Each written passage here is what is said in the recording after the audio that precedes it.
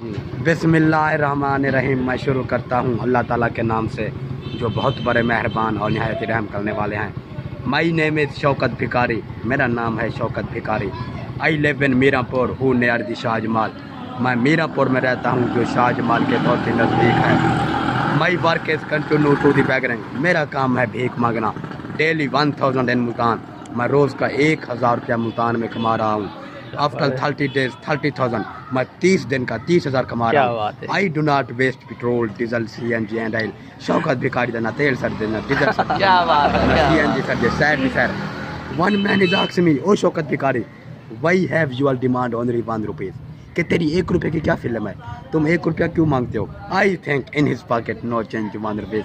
मुझे इल्म है कि 1 रुपया आजकल के दौर में किसी की जेब में नहीं होता है। सही बात है। Then he gave me 5 and 10 rupees, तब मुझे 5 या 10 रुपये देगा।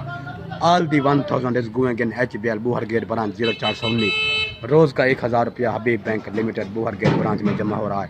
माई total balance is in HBL 1,33,200 rupees. काका शौकत भिखारी का कुल बैलेंस है 10,33,200 रुपये। क्या बात है चाचा जी।